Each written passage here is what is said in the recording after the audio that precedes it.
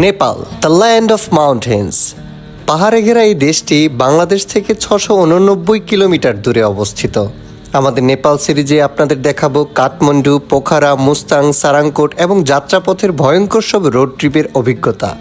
আমাদের নেপাল সিরিজের প্রতিটি এপিসোড দেখলে আপনারা বলবেন নেপাল এত সুন্দর তা আগে ভাবিনি। চলুন তাহলে প্রথম পর্ব শুরু করা যাক।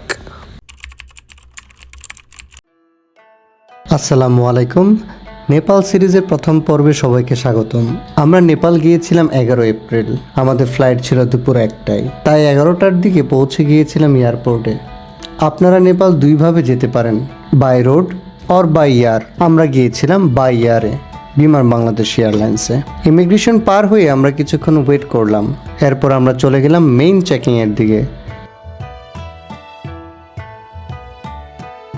চেকিং শেষে বসে বসে প্লেনে ওঠার অ্যানাউন্সমেন্টের জন্য অপেক্ষা করছি। এরপর অ্যানাউন্সমেন্ট শুনে একটা শাটল বাসে করে আমরা চলে গেলাম বিমানের কাছে।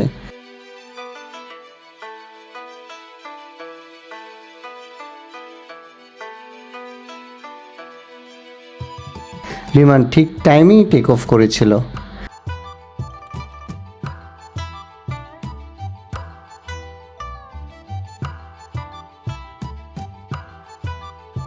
বিমানের জানালা দিয়ে বাইরে তাকিয়ে দেখতে দেখতে হঠাৎ চোখে পড়ল একটি বিদেশি বাচ্চা।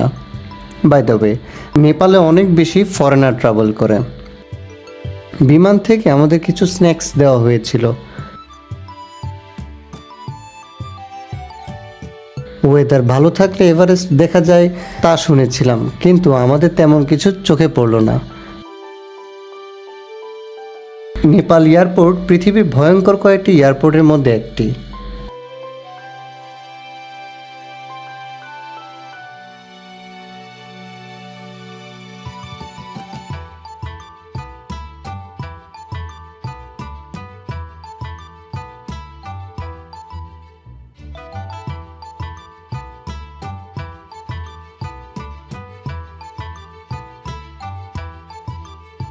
প্রায় 1 ঘন্টা 10 মিনিট পর আমরা পৌঁছে যাই ত্রিভুবন ইন্টারন্যাশনাল এয়ারপোর্ট, নেপালে। নেপাল ইমিগ্রেশনে আমাদের তেমন কিছু জিজ্ঞেস করেনি, জানতে চেয়েছিল আমরা কতদিন থাকবো আর কবে ফিরবো।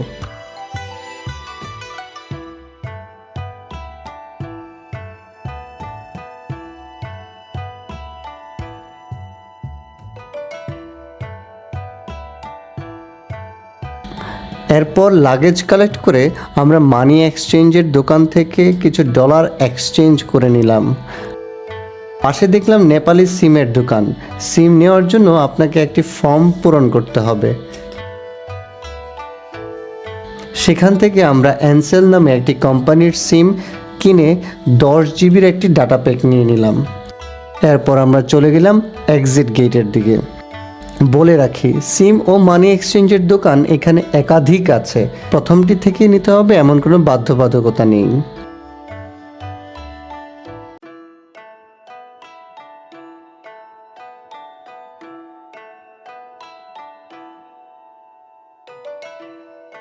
যেহেতু আমরা পরদিনই পোখারার উদ্দেশ্যে রওনা দিব, তাই বাস স্ট্যান্ডের আশেপাশে হোটেল খুঁজেছিলাম। আমরা আগে থেকে কোনো হোটেল বুকিং দিইনি, কারণ এখানে অ্যাভেলেবেল অনেক হোটেল পাওয়া যায়।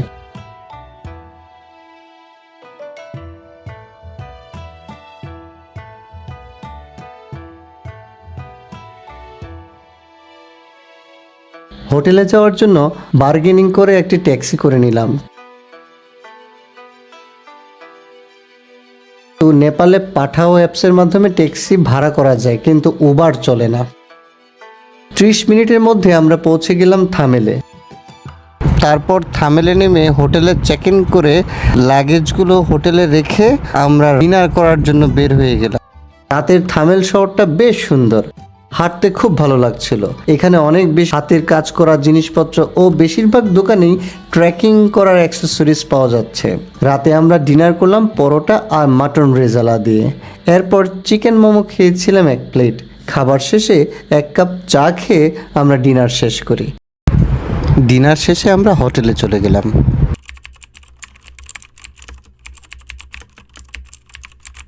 ভোর 6টায় আমরা হোটেল থেকে বের হয়ে যাই পোখরার উদ্দেশ্যে। ভোরবেলা সব দোকানপাট বন্ধ ছিল। ভোরবেলা হলেও পাঠাও অ্যাপসে অনেক ট্যাক্সি অ্যাভেলেবল ছিল। আমাদের ড্রাইভার ভাই বাংলাদেশ সম্পর্কে অনেক কিছু জানতে চাইলো। তার সঙ্গে গল্প করতে করতে আমরা চলে যাই বাস স্ট্যান্ডে।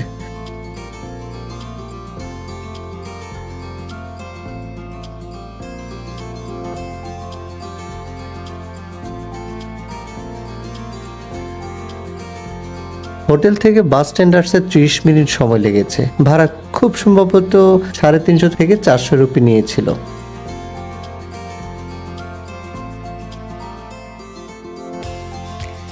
সোহরাগুট্টে বাস স্ট্যান্ডে এসে আমরা নেমে যাই।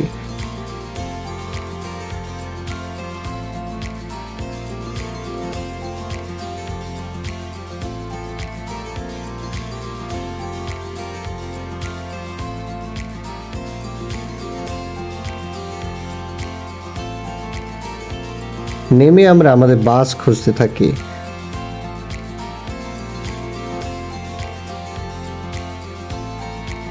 বাস পেয়ে বাসের ভাড়া আর বড় লাগেজ দুটো তাদের কাছে দিয়ে আমরা বাসে উঠে যাই। বাসের সিটগুলো বেশ আরামদায়ক ছিল।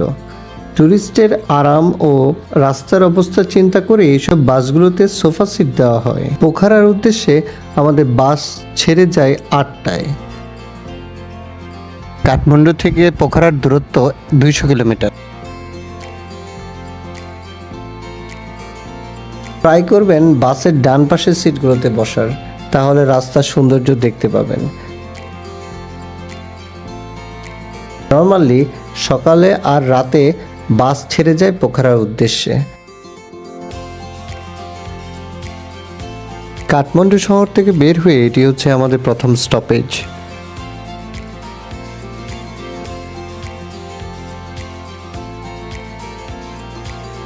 এখানে নেমে সবাই ব্রেকফাস্ট করে নিচ্ছিল। আমরাও হালকা কিছু খেয়ে দাঁড়িয়ে দাঁড়িয়ে মেঘলা আকাশ উপভোগ করছিলাম। বুঝতে পারছিলাম সামনে অনেক বৃষ্টি হবে।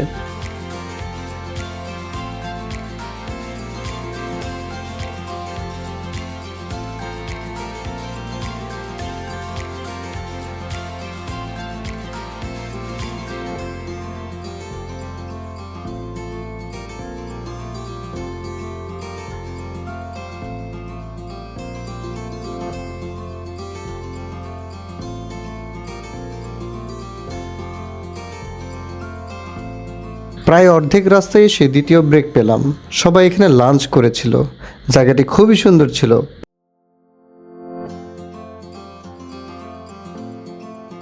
পাশের নদীটির নাম মরসংদি, যেটার দৈর্ঘ্য 150 কিলোমিটার।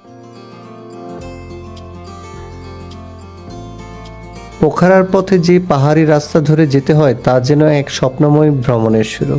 আঁকা বাঁকা উঁচু নিচু পথগুলো পাহাড়ের বুকে সাপের মতো লেপ্টে রয়েছে। প্রতিটি বাঁক যেন নতুন করে প্রকৃতির আরেকটি সৌন্দর্য উপহার দেয়। পাহাড়গুলো যেন কবির ছন্দে লেখা প্রেমপত্র। পাথরের বুকে মেঘের আলপনা, প্রকৃতির কাব্যে চলেছে যাত্রাগাথা।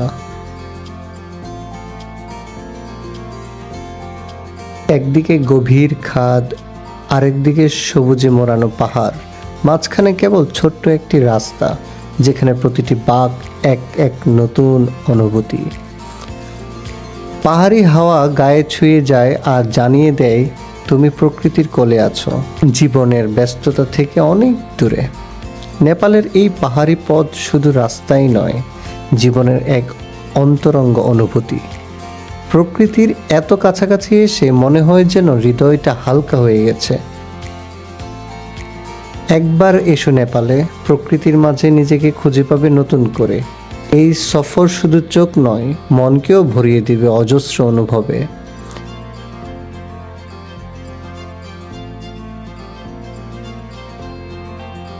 প্রায় পোখারার কাছাকাছি এসে তৃতীয় ব্রেক দেয় আমাদের।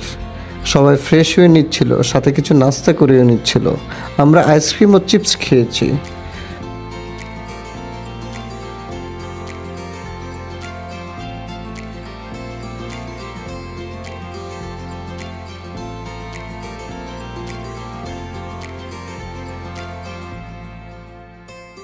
9 ঘন্টায় জার্নি শেষে আমরা পোখরায় গিয়ে নামি বিকাল 5টায়। নেমে একটি ট্যাক্সি নিয়ে আমরা চলে যাই সারাংকোট। পরবর্তী পর্বে আপনারা দেখতে পাবেন সারাংকোটে আমাদের হোটেল ভিউ, রাতের পোখরা সিটি, ফেওয়ালি, কেবল কারিং, সূর্যোদয় সহ নানান আকর্ষণীয় মুহূর্ত। তাই অবশ্যই আমাদের চ্যানেলটি সাবস্ক্রাইব করে পাশে থাকা বেল আইকনটি ক্লিক করে আমাদের সাথেই থাকুন। টিল দেন, আল্লাহ হাফেজ।